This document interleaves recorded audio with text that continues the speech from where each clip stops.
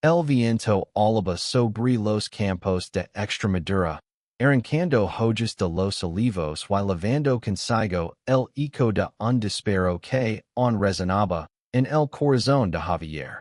Su prometido, Miguel, el hombre el que había jurado amar hasta el último de sus días, yacía ahora en el suelo, con los ojos abiertos de par en par, no por la muerte, sino por la traición. Frente a él, Carlos, el alfa de la unidad militar, el zeba con esa arrogancia que Javier había aprendido a odiar. Javier, de 28 años, no era un hombre de impulsos. Criado en un pueblo pequeño cerca de Mérida, había aprendido a cazar desde niño, a leer el viento y a esperar el momento preciso. Pero nada lo había preparado para esto. Descubrir que Miguel, su amor desde la adolescencia, lo había engañado con Carlos, el líder de la unidad militar donde ambos servían. La verdad había estalado como una granada en su pecho hace apenas una hora, cuando Elena, su mejor amiga, le mostró las cartas que Miguel y Carlos intercambiaban en secreto. Elena, de 26 años, era la única persona en la que Javier confiaba ciegamente.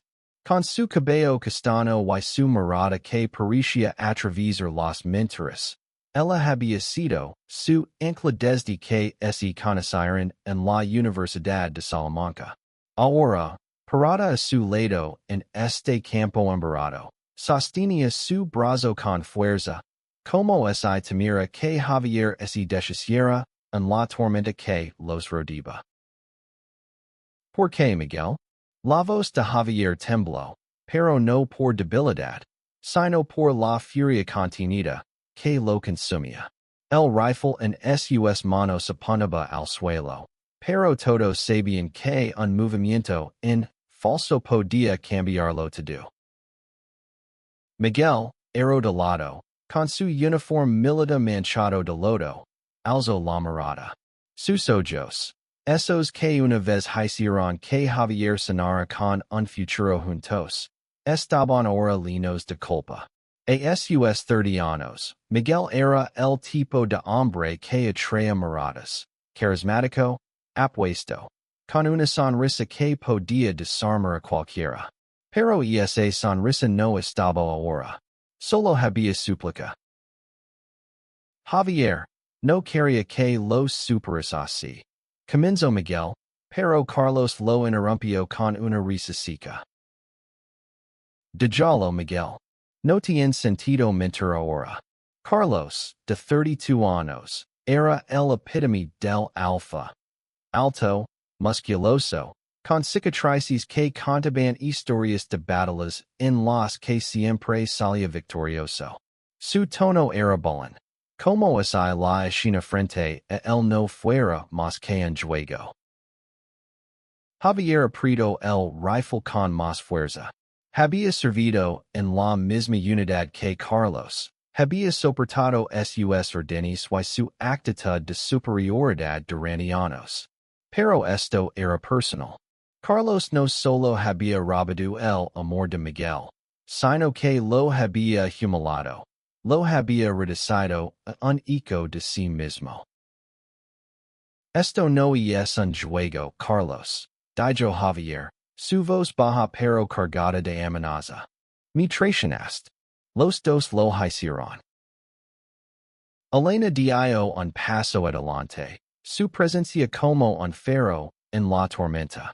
Javier, no dejes que esto te destruya. Eres más fuerte que ellos. Sus palabras eran un recordatorio de quién era él, de los valores que su padre le había inculcado: honor, lealtad, amor. Pero el amor, ahora, era una herida abierta. La historia de Javier y Miguel había comenzado 7 años atrás, en un festival de verano en Cáceres. Javier, entonces un estudiante de ingeniería, había quedado fascinado por la risa de Miguel, por su forma de contar historias que hacían que el mundo pareciera más grande. Se enamoran bajo los fuegos artificiales, prometidos un futuro juntos. Pero el ejercicio los cambió. Miguel ascendió rápido, seducido por el poder y la admiración que Carlos ofrecía. Javier, en cambio, se mantuvo fiel a sus raíces, a su pueblo, a su verdad.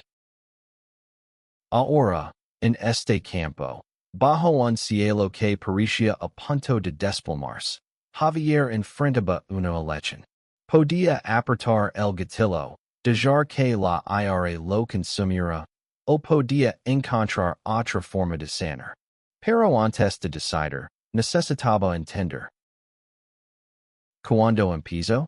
Preguntó Javier, mirando a Miguel. Su voz era un susurro roto. Miguel bajó la cabeza. Hace 6 meses. Carlos, él me hizo sentir que era más de lo que soy. Que contigo, se detuvo, como si las palabras fueran demasiado pesadas. Que conmigo, que? Javier dio un paso adelante.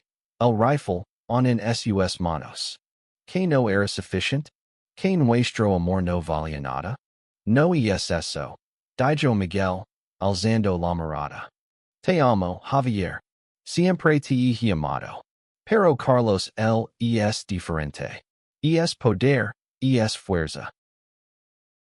Carlos soltó otra risa, pero esta vez había un dejo de nerviosismo. Vamos, Javier. No hagas esto más grande de lo que es. Somos soldados. Estas cosas pasan. Javier lo miró fijamente. No, Carlos. No es solo estas cosas. Esto es mi vida. Mi corazón. Elena tocó el hombro de Javier. No dejes que te arrastren a su nivel. Tú no eres como ellos. El silencio cayó sobre el campo, roto solo por el alido del viento. Javier sabía que este momento definiría quién era. Podía ser el hombre que su padre había creado, o podía convertirse en alguien más, alguien consumido por el dolor. Pero mientras miraba a Miguel, un héroe de lado, y Carlos, con su sonrisa arrogante, supo que no podía dejar que la traición lo definiera. Baja el arma, Javier, dijo Elena, su voz suave pero firme. No necesitas esto para demostrar quién eres. Javier respiró hondo. El aire frío quemando los pulmones. Lentamente, bajo el rifle. No porque hubiera perdonado, sino porque sabía que su amor, aunque roto, merecía más que un desespero en la oscuridad. Esto no termina aquí, dijo, mirando a Miguel. Pero no voy a destruir mi vida, por ti. Giro sobre sus talones, con Elena a su lado, y comenzó a caminar hacia el horizonte, dejando atrás a los dos hombres que habían destrozado su mundo. Pero mientras el viento soplaba a su alrededor, Javier sintió algo nuevo, una chispa de esperanza. No sabía cómo, pero encontraría la forma de reconstruirse. Los días siguientes fueron un torbellino de emociones para Javier. El pueblo de Almendralejo, donde había regresado tras el enfrentamiento en el campo, parecía demasiado pequeño para contener su dolor. Las calles empedradas, los olivos que se extendían hasta el horizonte, la iglesia donde el y Miguel habían planeado casarse algún día, todo lo recordaba lo que había perdido. Javier se alojó en la casa de su infancia, un lugar lleno de recuerdos de su padre, un hombre que lo había enseñado a ser fuerte pero también a ser justo. La casa olía a madera vieja y las hierbas que su madre solía sacar en la cocina. Pero ahora, sentado en el porche con una cerveza en la mano, Javier solo se enchavació. Elena, fiel como siempre, no lo de yo solo. Lego al pueblo un día después. Con una mochila llena de ropa y una determinación que Javier envidiaba. No puedes cuidar de que lamiendo las heridas. Le dijo, sentándose a su lado en el Porsche. Miguel no maris que te destruyes por él. No es solo Miguel. Respondió Javier, mirando el horizonte donde el sol se ponía, teniendo el cielo de un rojo furioso. Es todo. Cree que teníamos un futuro. Cree que éramos más fuertes que esto. Elena suspiró, apoyando una mano en su rodilla. Lo iris. Pero el amor no siempre es suficiente, Javier. A veces, las personas eligen mal. Javier la miró. Había algo en los ojos de Elena, una mezcla de fuerza y tristeza, que lo hizo preguntarse cuánto había sacrificado ella por estar a su lado. Siempre había estado allí, desde los días en la universidad cuando compartían cafés hasta las noches, en las que Javier lloraba por las prisiones del ejercicio. Pero nunca habían hablado de sus propios corazones. ¿Why tú? Preguntó Javier, rompiendo el silencio. ¿Por qué siempre estás aquí, Elena? ¿No tienes tu propia vida? Ella sonrió, pero era una sonrisa cargada de melancolía. Mi vida está donde están las personas que amo. ¿Why tú eres una de ellas? Esas palabras golpearon a Javier con más fuerza de lo que esperaba. Por un momento, ese permitió imaginar un mundo donde no estuviera atado al dolor de Miguel, donde pudiera abrir su corazón de nuevo. Pero la herida aún estaba fresca, y la idea de amar de nuevo le parecía imposible. Mientras tanto, en la base militar de Badajoz, Miguel luchaba con sus propios demonios. La traición había sido un error, pero no uno simple. Carlos lo había seducido con promesas de poder, de un futuro donde no tendría que esconder quién era. En el ejercicio, donde las normas eran estrictas y la homofobia aún acechaba, en los pasillos, Carlos representaba una especie de libertad. Pero ahora, esa libertad se siente como una prisión. Te dije que no valía la pena, le dijo Carlos una noche, mientras compartían una botella de whisky en el cuartel. Javier es débil. No entiende lo que significa ser un líder. Miguel lo miró, sintiendo un nudo en el estómago. Carlos era carismático, sí, pero también cruel. Había disfrutado humillando a Javier en el campo, y eso no era lo que Miguel quería. Él había amado a Javier, todavía lo amaba, pero ese había dejado llevar por la ambición y la admiración que sentía por Carlos. No es débil, respondió Miguel, su voz baja. Es más fuerte de lo que tú nunca serás. Carlos arqueó una ceja, su sonrisa torcida. ¿Eso crees? Entonces, ¿por qué estás aquí conmigo y no con él? Miguel no respondió. No podía, porque la verdad era que no sabía cómo arreglar lo que había roto. En Almendrelillo, Javier comenzó a reconstruir su vida, aunque fuera a pequeños pasos. Elena lo convenció de ayudar en una cooperativa local de olivos, un trabajo que le recordaba a su infancia. Las mañanas oliendo a tierra humida y las tardes compartiendo risas con los trabajadores le dieron un respiro. Pero cada noche, cuando regresaba a casa, el peso de la traición volvía. Una tarde, mientras recogían aceitunas bajo el sol abrasador, Elena le contó una historia. Cuando tenía 20 años, amé a alguien que no me correspondía, dijo, sin mirarlo. Era una chica de mi clase de literatura. La quería tanto que me dolía. Pero ella eligió a otra persona, Y yo tuve que aprender a seguir adelante. Javier se detuvo, sorprendido. Nunca había sabido esto de Elena. ¿Por qué nunca me lo contaste? Ella se encogió de hombres. ¿Por qué no era mi historia la que importaba? Era la tuya. Esa noche, Javier no pudo dormir. Las palabras de Elena resonaban en su cabeza. Por primera vez, se permitió preguntarse si el amor podía ser algo más que dolor. Si podía encontrar una forma de sanar. Pero antes de que pudiera avanzar, necesitaba cerrar el capítulo con Miguel. Decidió escribir una carta, no para perdonarlo, sino para liberarse. Sentado en el escritorio de su padre, con una pluma que on olía a tinta vieja, Javier dejó que las palabras fluyeran. Querido Miguel, no sé si alguna vez leerás esto, pero necesito escribirlo. Durante 7 años, fuiste mi mundo.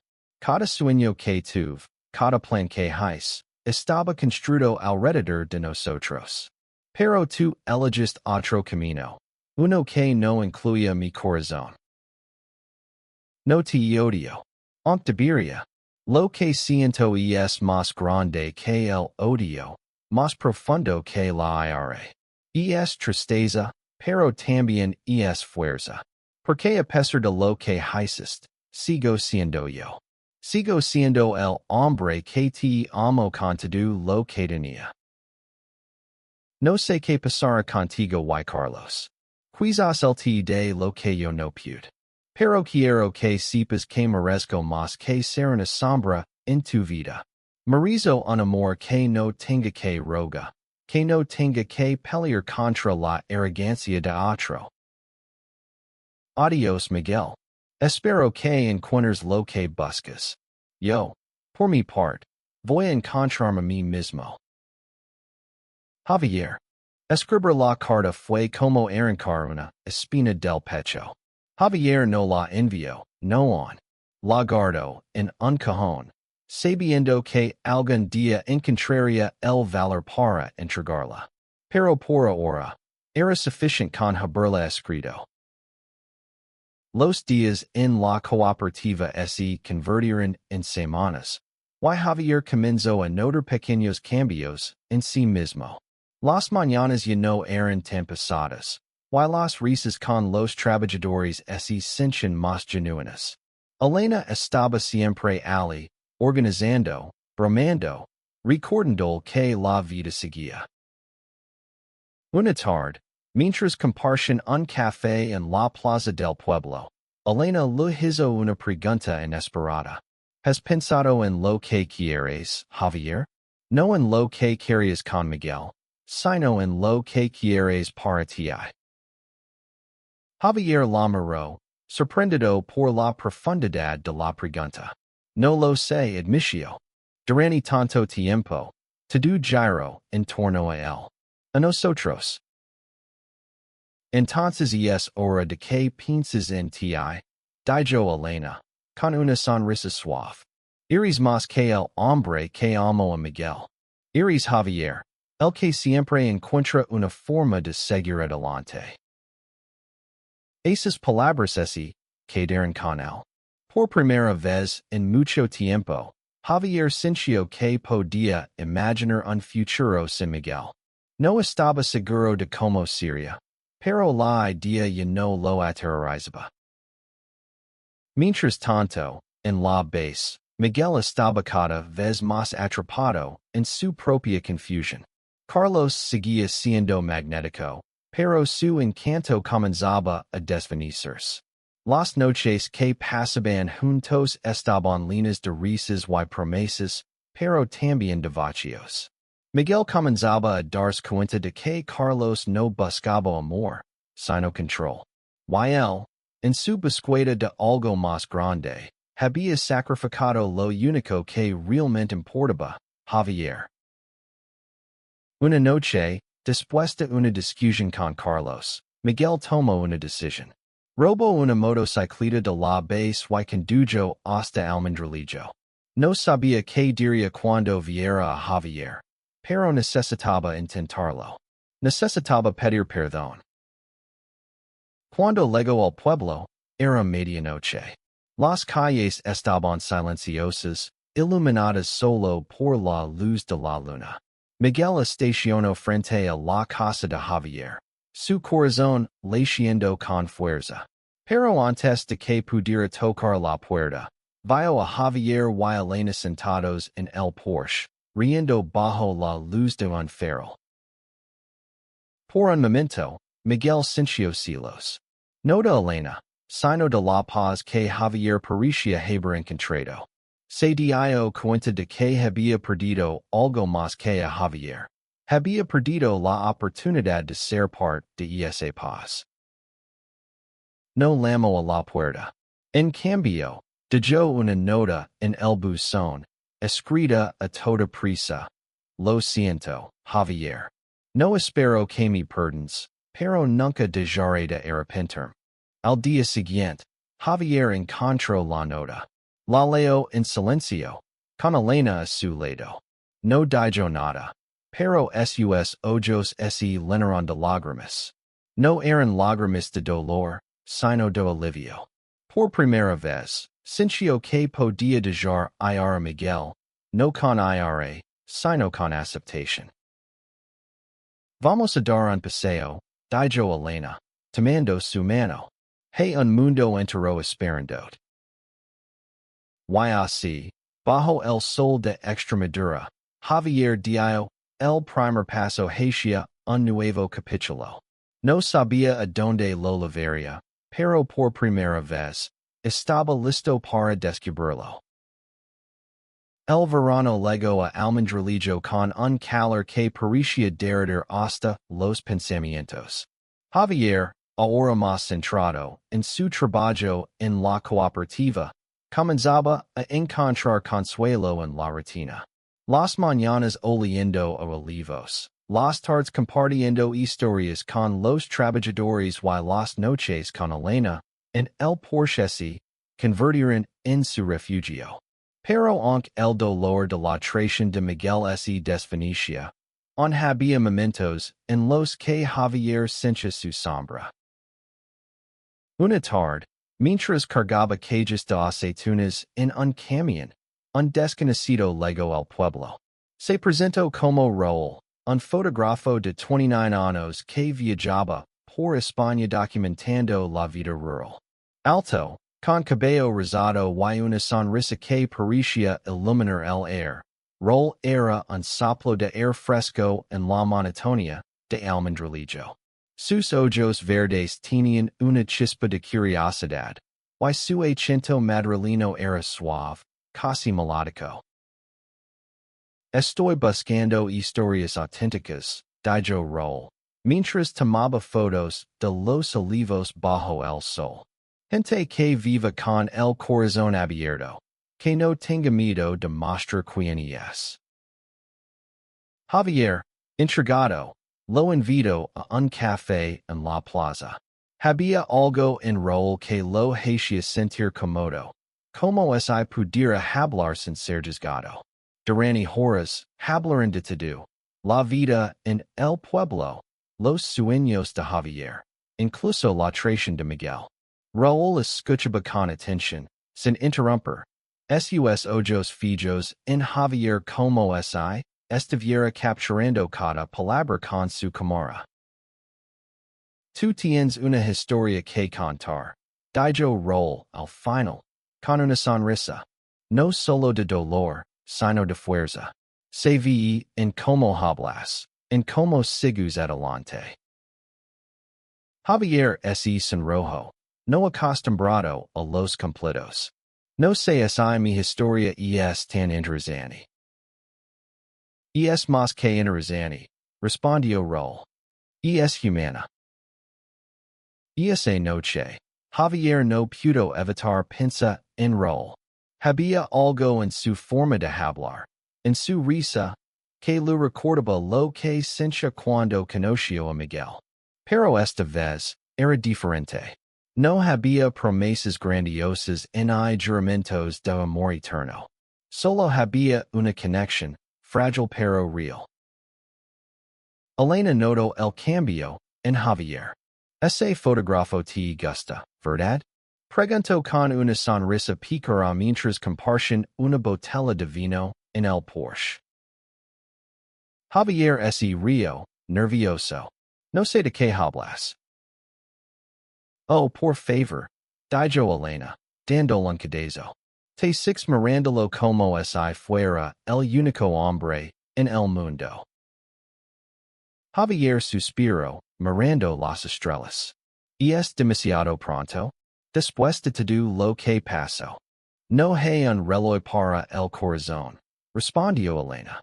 Si rol te hace sentir algo, no lo ignores.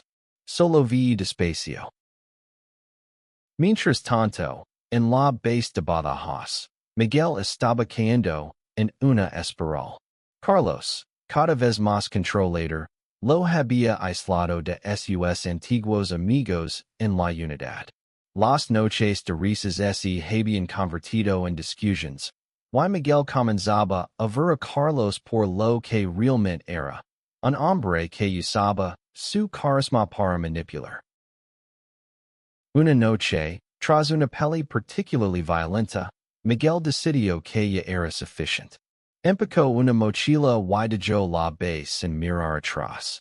No sabía a dónde iría, pero su corazón lo llevaba de vuelta a Almendrelillo. No esperaba que Javier lo perdonara, pero necesitaba verlo, aunque fuera por última vez. Cuando llegó al pueblo, vio a Javier y Rol caminando juntos por la plaza, riendo. La imagen lo golpeó como un puñetazo. Javier parecía feliz, más ligero de lo que nunca lo había visto. Miguel sintió una mezcla de alivio y dolor. Alivio porque Javier estaba sanando, dolor porque no era el quien estaba a su lado. Decidió no acercarse. En cambio, dejó otra nota en el buzón de Javier. Te six hoy, y estaba sonriendo. Eso es todo lo que siempre quis para ti. Sé feliz, Javier. Javier encontró la nota al día siguiente. Esta vez, no loro. En cambio, sintió una paz que no había conocido en meses. Miguel ya no era su futuro, pero siempre sería parte de su pasado. Y eso estaba bien. Rol, mientras tanto, quedó en el pueblo más tiempo del planeado. Sus fotos de Almendrelillo capturaban la esencia del lugar, los olivos, las caras curtidas de los trabajadores, la risa de Javier. Una noche, mientras compartían una cena en casa de Javier, Rol le mostró una de sus fotos favoritas. Javier, de pie entre los olivos, con el sol iluminando su rostro. Esta es mi favorita, dijo Rol, con una sonrisa tímida, porque muestra quién eres realmente. Javier sintió un calor en el pecho. Por primera vez, se permitió imaginar un futuro donde el amor no delira, donde pudiera ser suficiente, tal como era. Los días con Rol comenzaron a llenar el corazón de Javier de una luz que creía perdida. No era amor, no aún, pero era algo cercano, una chispa de posibilidad. Las tardes que pasaban juntos, explorando los campos, tomando fotos o simplemente hablando, le daban a Javier una sensación de libertad. Rol tenía una forma de ver el mundo que lo hacía todo más grande, más brillante. Y aunque Javier lavaba las cicatrices de la traición de Miguel, comenzaba a sentir que podía sanar. Una mañana, mientras ayudaba a Rol a configurar su equipo fotográfico en un venado cercano, Javier se abrió como nunca antes. Cuando estaba con Miguel, siempre sentía que tenía que ser más fuerte, más valiente, más todo. Pero contigo, siento que puedo ser yo. Rol lo miró, sus ojos verdes brillando bajo el sol. Eso es porque eres suficient, Javier. Siempre lo has sido. Esas palabras se clavaron en el alma de Javier. Por primera vez, no dudo de ellas. Se acercó a Raúl, y aunque no se tocaron, el aire entre ellos estaba cargado de algo nuevo, algo frágil pero poderoso. Elena, siempre observadora, notó el cambio. Te vio sonreír más. Lo dijo una noche, mientras compartían una cerveza en la plaza. Raúl es bueno para ti. Javier asintió, pero había una sombra en su mirada. Tengo miedo, Elena. No quiero volver a pasar por lo mismo. No lo harás, respondió ella, con firmeza. Porque esta vez, estás eligiendo con los ojos abiertos. No te estás dejando llevar por promesas vacías. Mientras tanto, Miguel había encontrado refugio en un pequeño hostal en Mérida. Sin la base, sin Carlos, se sintió perdido. Pero también libre. Por primera vez en meses, podía pensar con claridad. Y lo que veía era el desastre que había dejado atrás. Había herido a Javier, el hombre que lo había amado incondicionalmente, por un espejismo de poder. Decidió escribir una última carta, no para pedir perdón, sino para despedirse. La escribió con lágrimas en los ojos, sabiendo que esta vez no habría vuelta atrás. Querido Javier, no espero que lees esto, pero necesito decirlo. Fui un idiota.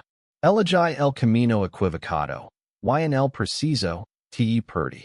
Pero verte en el pueblo, riendo, me dio paz.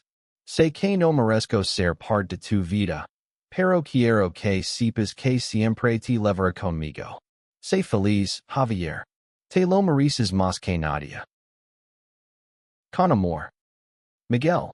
En Almendrelillo, la vida de Javier seguía su caso. Raúl comenzó a hablar de sus planes de viajar a Andalucía para su próximo proyecto, y le pidió a Javier que lo acompañara. No como fotógrafo, sino como no sé, como alguien que quiero a mi lado, dijo Raúl, con una sonrisa tímida. Javier sintió un nudo en el estómago. No era miedo, sino emoción. Por primera vez, estaba considerando un futuro que no estaba atado al pasado. Déjame pensarlo, respondió, aunque en su corazón ya sabía la respuesta. Esa noche, Javier encontró la última carta de Miguel. La leyó en silencio, sentado en el porche.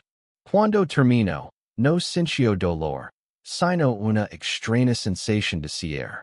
Miguel había sido su primer amor, pero no sería el último.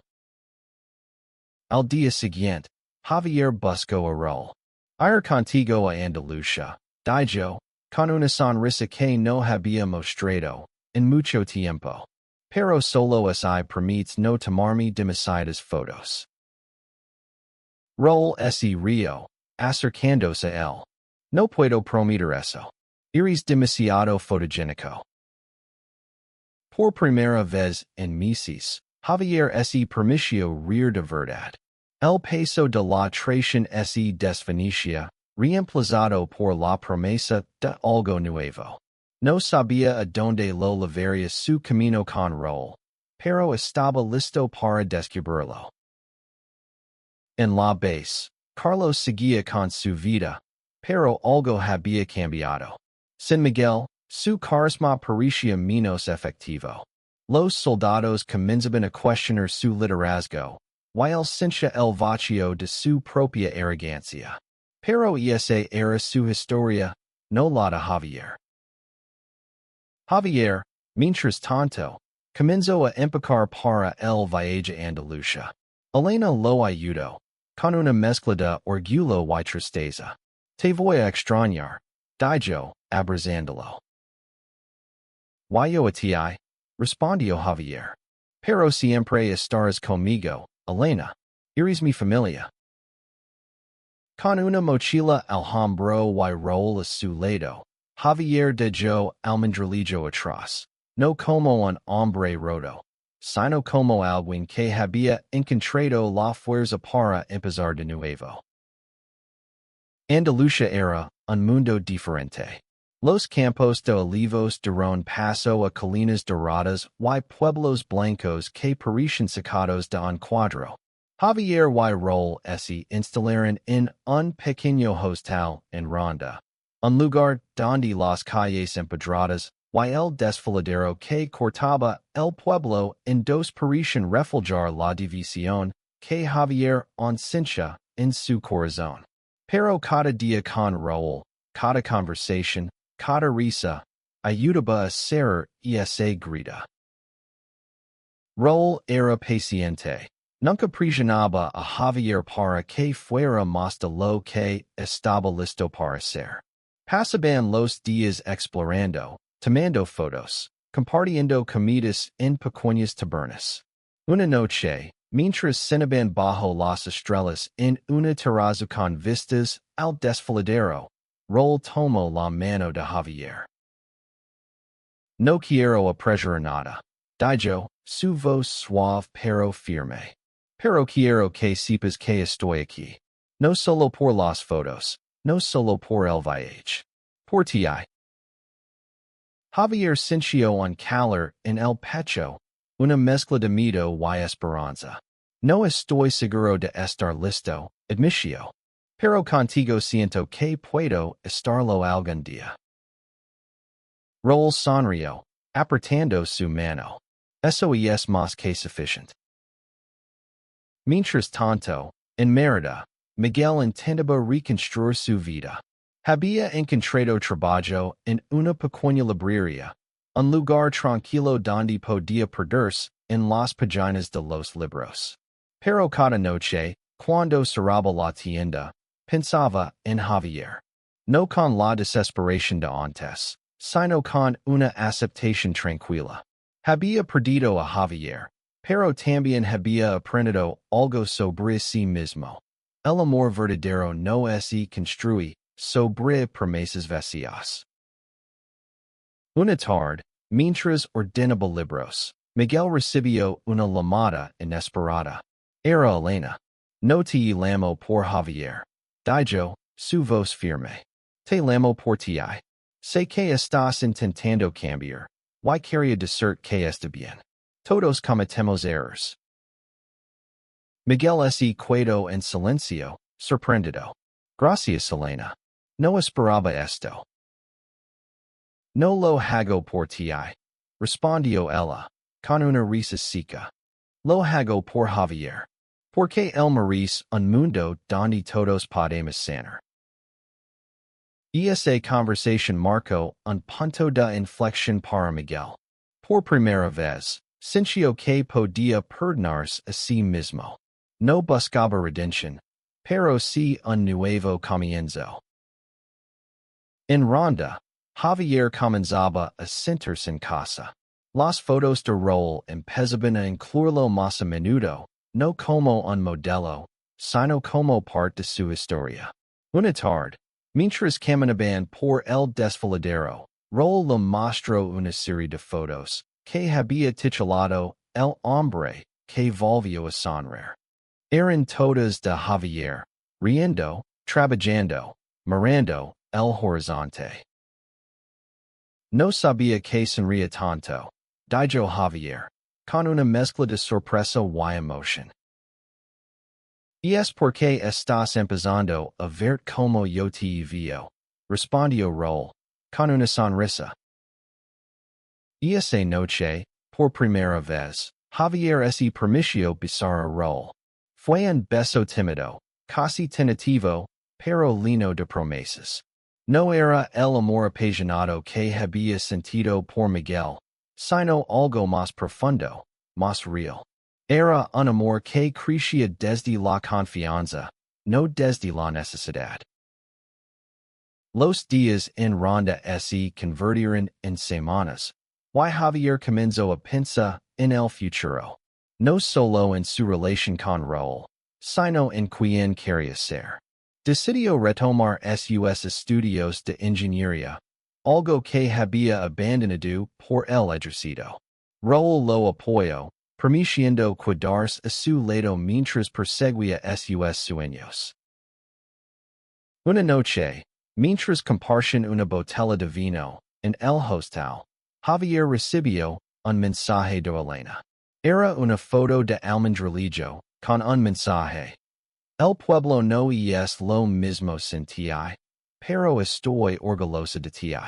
Sigue brillando.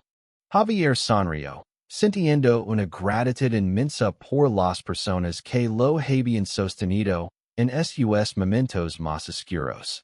Respondió con una foto de el Raúl, con el desfiladero de fondo. Gracias por todo, Elena. Esto es solo el comienzo. Mientras el sol se ponía sobre Ronda, Javier supo que había encontrado algo más que amor. Había encontrado la fuerza para ser el mismo, para vivir sin miedo, para amar sin condiciones. Y eso, más que cualquier otra cosa, era su victoria. El otoño llegó a Ronda con un aire fresco que olía a cambio. Javier, ahora inscrito en un caso de ingeniería a distancia, pasaba sus días entre libros y paseos con Raúl. La vida que había comenzado a construir en Andalucía no era perfecta, pero era suya. Cada paso que daba, cada sonrisa que compartía con Raúl, era una prueba de que el dolor no lo había definido. Una mañana, mientras Raúl tomaba fotos en un mercado local, Javier recibió una carta inesperada. Era de Miguel, enviada desde Mérida. No era una súplica ni una disculpa, sino una despedida final. Querido Javier, no espero que respondas, pero necesitaba escribir una última vez.